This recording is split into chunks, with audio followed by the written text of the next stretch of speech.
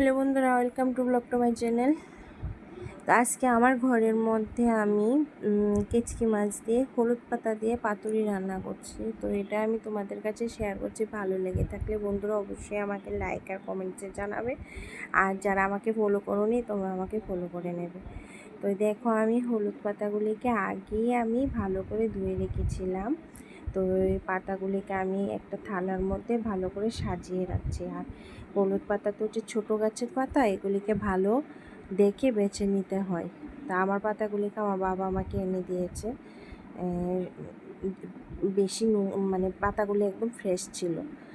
তো আমি আগেই এই রেসিপিটা করার জন্য কেচকি মাছে দেওয়ার জন্য আমি পেঁয়াজ, শুকনো লঙ্কা, শুকনো লঙ্কা আর বেশি কিছু এটাতে দিতে হয় না, সর্ষের তেল, কাঁচা সর্ষের তেল আর হলুদ। পাতাতে হলুদ একদমই না দেওয়াটাই ঠিক।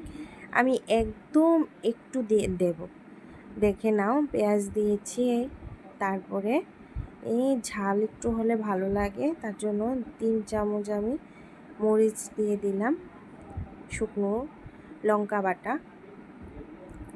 তারপরে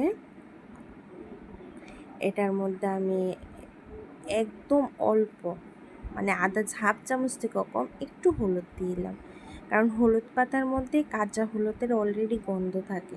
তো তুমি যখন এটাতে আবার হলুদ দেবে না, একদম বিশ্রী গন্ধ। তোমরা তো জানোই, কোনো রান্নার কোনো তরকারির মধ্যে যদি কাঁচা হলুদের গন্ধ করে, এটা শুনতে একদমই ভালো লাগে না। এর জন্য কাঁচা হলুদটা একদম না দেওয়াটাই ঠিক। একদম অল্প আমি সামান্য দিয়েছি একটু কালারটা আসার জন্য।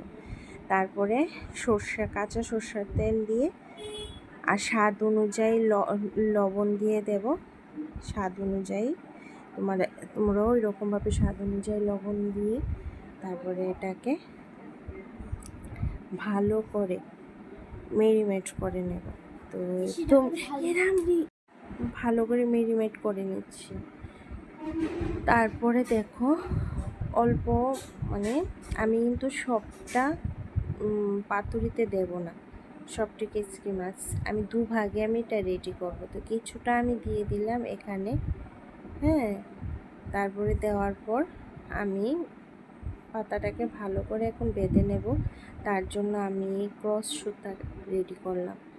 আর এই হলুদ পাতার পাতুরিটা না বাঁধতে আমার ভীষণ প্রবলেম হয়, কারণ এটা ছোট ছোট পাতা, তো এটাকে বাঁধতে অনেকটাই প্রবলেম হয়ে যায়। তো দেখো, আমি পাতাকে ভালো করে আমি বেঁধে মানে বাঁধার